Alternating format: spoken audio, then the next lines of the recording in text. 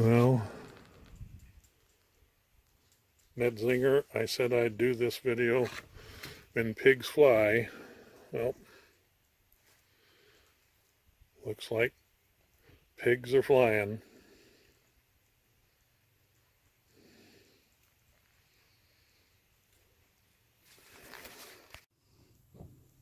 Field reporter Zing Zinger here. So, come here. Bottom. Yeah. Oops. We don't have a bijou here, but we have an autumn who adopted us 2 years ago. Yeah. Here you go. We're going to talk about the Lower Columbia area, and as a tribute to my cousin Ned Zinger, I got the whiteboard. So we're going to start with the boring lava fields 57,000 years ago. Then we go to the Columbia River basalts. I'll get this closer for you.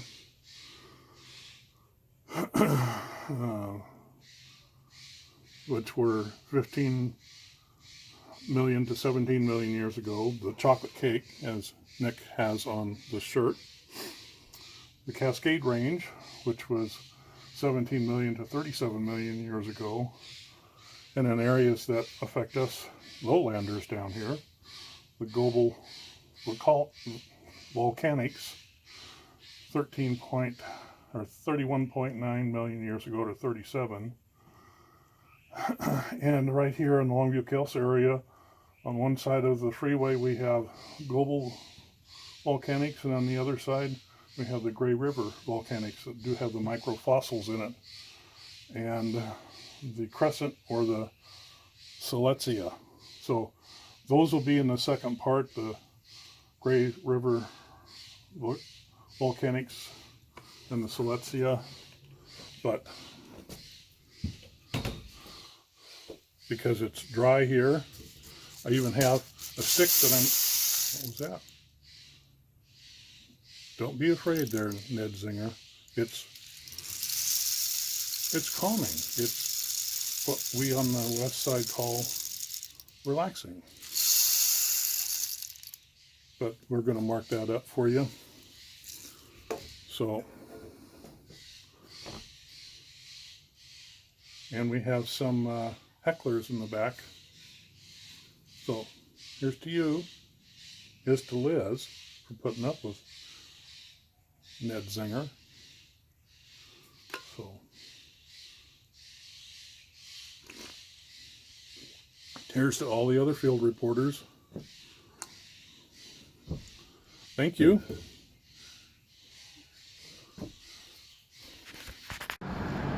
My reference for this is the geological field trip to Aldercrest Banyan Landslide in the Mount St. Helens area, Washington, Stevenson to Castle Rock by Carl W.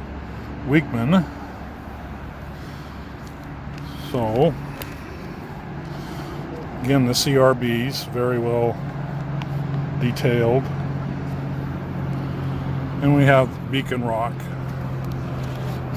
But here we have the GOBLE volcanics on top of the Cowlitz volcanics, which will show up again in another section of this.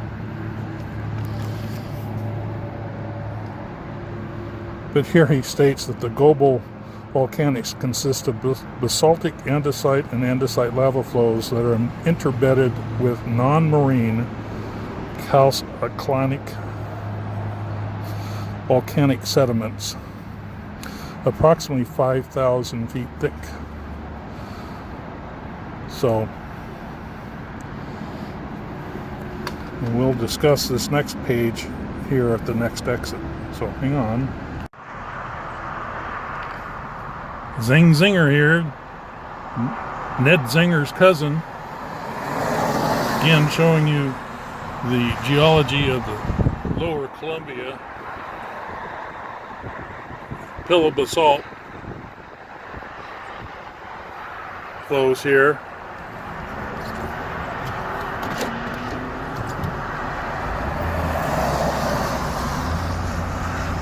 right next to a fault shown here that runs all the way to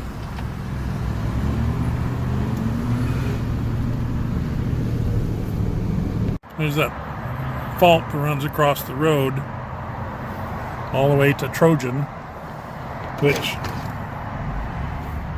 isn't there anymore. Trojan tower, cooling tower, and reactor have been removed, but the fuel rods are still there. And pull over here, make it save.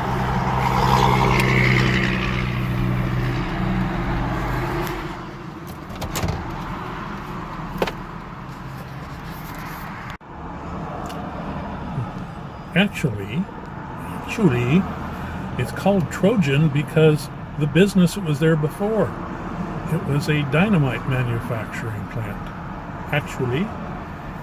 And my grandfather used to haul dynamite from there because he homesteaded in Columbia County, Oregon. So that's the history behind Trojan.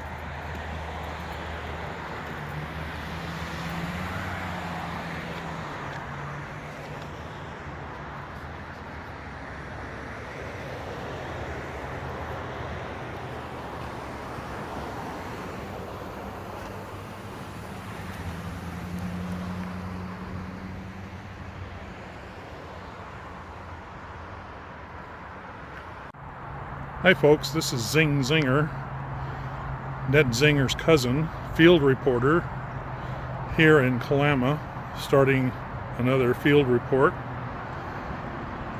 You can see the lovely port side of Kalama, totem poles, ship in the river. So now let's go look at the geology.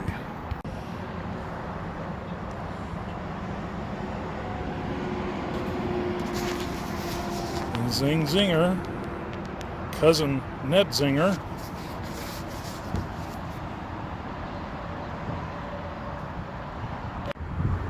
Yes, these Zing Zinger reports are brought to you by Zingers. You gotta love it. So now let's take a look.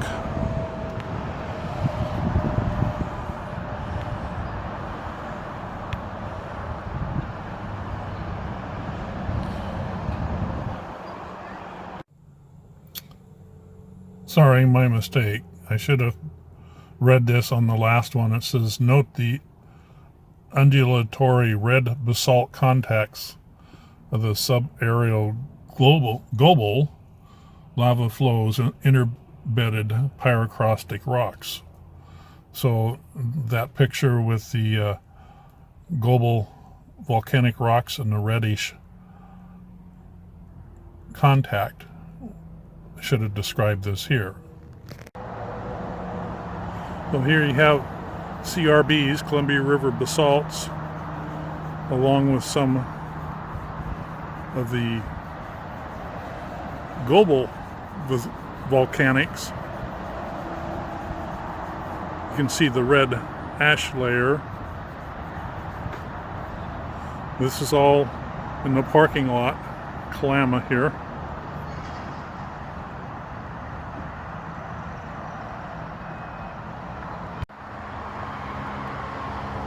Zing Zinger here again. You can hear me over the traffic noise.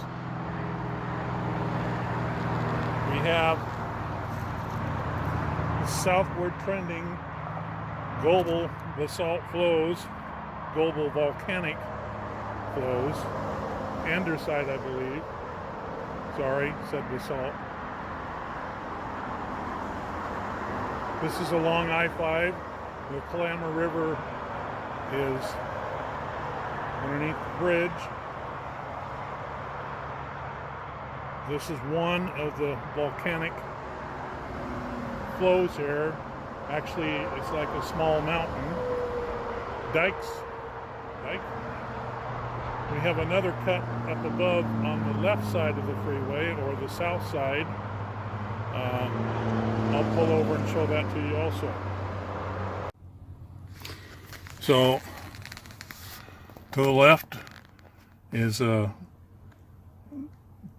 Dray's Mound along I-5, exit 32, Kalama River Road. It's a GOBLE volcanic hillside cut along the freeway. It's a GOBLE vent. And if you look north, right where the freeway heads, is called the Kalama Gap.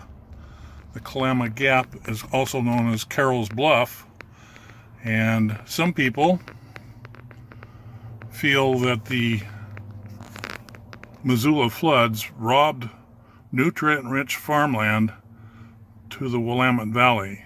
Well,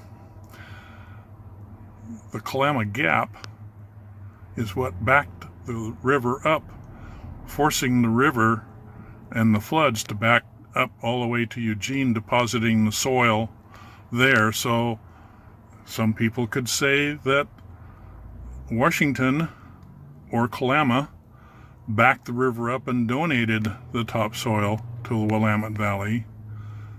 Either way, the volcanic nature of the lower Columbia River influenced the upper stretch of the river. So we have volcanic vents here scoured by the Ice Age floods. Can be seen, the prior hillside I showed you, this one and other ones to come, are numerous volcanic vents that have been scoured by the Ice Age floods, and they polka dot the area in the lower Columbia, Longview, Kelso area. So this is just on the other side of Dyer's Mound here in Kalama. This is called steel skate. They remanufacture steel rolls into roofing and siding.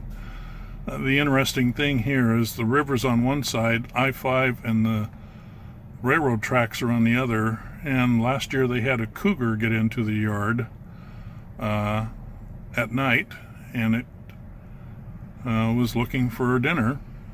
Don't know if I ever found one, but we do have wildlife problems in between the river and the freeway down here.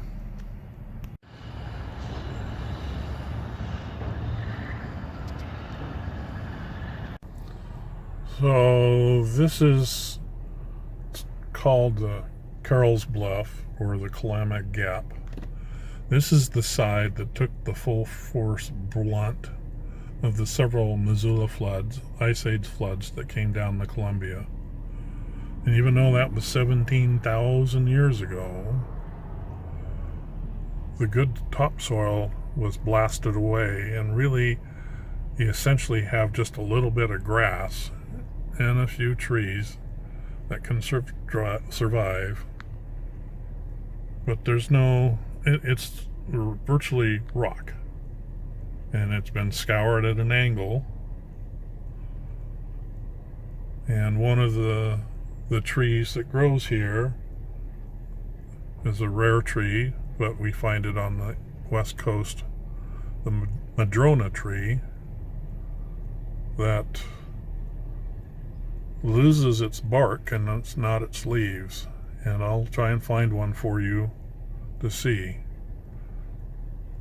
But we'll also take a look at the crest of the Columbia, or the Carroll's Bluff area.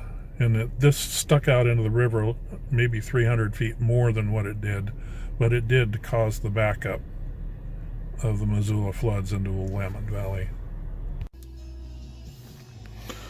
Again, using Carl Wegman's publication here, we look to the Carroll's Bluff, and I'll read it for you as we look out at rock formations. says excellent exposure of GOBLE basaltic, andesite, and andesite lava flows along Carroll's Bluff. Note the irregularity geometry of the GOBLE flows. Unlike literally extensive sheet flows of the Columbia River basalt group, GOBLE flows have not been correlated over significant distance. The lack of distinct marker horizons within the GOBLE flows complex has made mapping of structures such as folds and faults very difficult.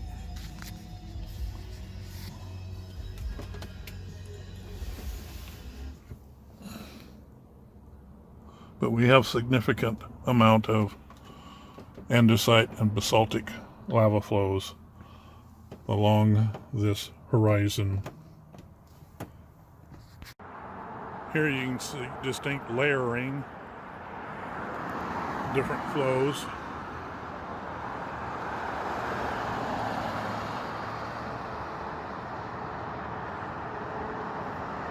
So along the Kalama Bluff, we have oak trees growing, fir trees, and here's a young madrona tree. You can see how the bark peels itself off. It sheds the bark, not the leaves of the tree.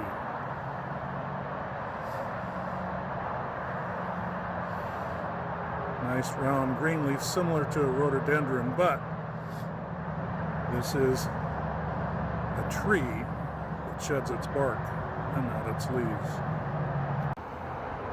We are roughly 300 feet above the freeway, and you can see very little soil content.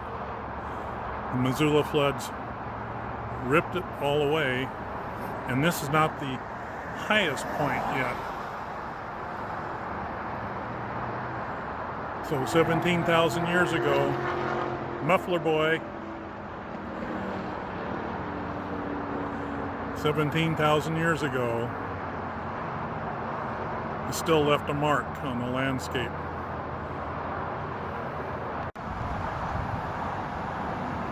So again, oak tree growing next to large fir tree and a very, very large madrona tree.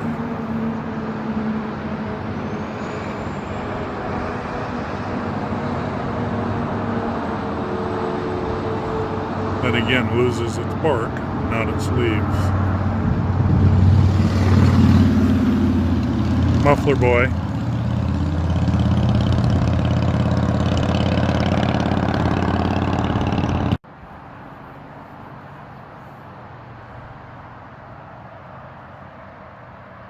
Here you have their old road barricade against the new road barricade.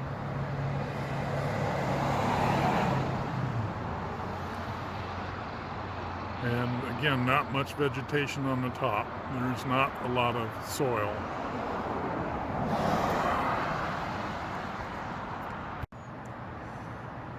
So not quite at the crest of the Columbia Bluff, but slow panoramic shot. There's the freeway down below, the main north-south rail line, the Columbia River. It's amazing how much commerce goes by this one point, on the river, on the rail, on the road.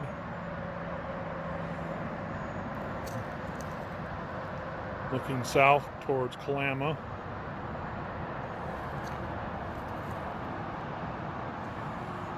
And now we'll look at these rock bluffs. We had a rain yesterday. You can see some slow trickle down of that. Then we have, I believe that's a madrona tree growing in alongside the hillside. And one up above it too. How about that? Then we get over here. We get the round rock. It couldn't be pillow basalt, could it? And we get some more over here. And now we're picking up red.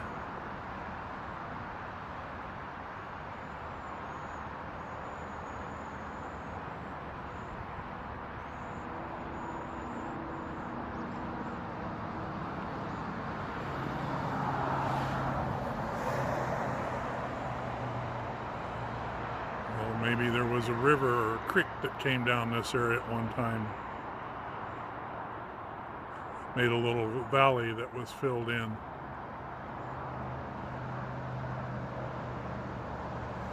And looking real closely, you can see a little ribbon of red undulating through the rock.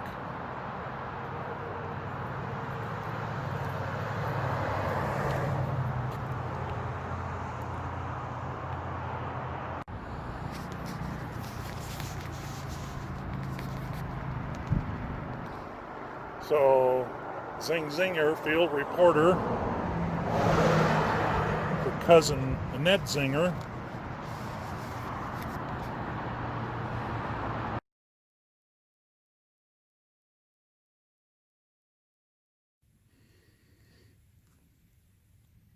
so this is our cousin Rocky.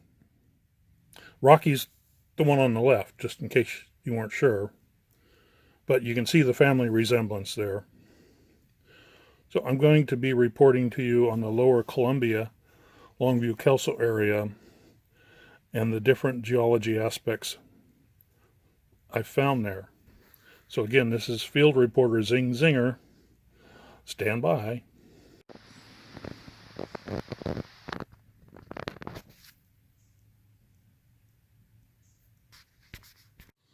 So this is Zing Zinger here. This is going to be part 2. It'll be in a couple of weeks. This is a paper done by Mark S. McCutcheon, and it covers the Longview Kelso, Southwest Washington area, the Cowlitz Formation and adjacent sediment and volcanic units. So this is a blow up of his maps, or one of his maps. And this is the Longview Kelso area, Mount Solo, and these are mounds left over from the Grays River volcanic situation. And actually, at one time, the Columbia River did pass on this side of it. Now it passes on this side, probably during flood periods. So, Ned Zinger fans, we have a part 2 coming in the future. So, Nick on the Rocks is the cause of this. All right, later dates. Bye. Field geologists on the road do get thirsty. Oh, what's this? Here's to you.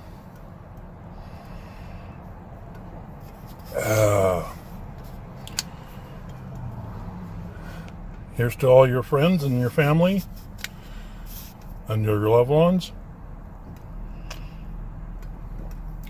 Here's to cousin Ned Zinger.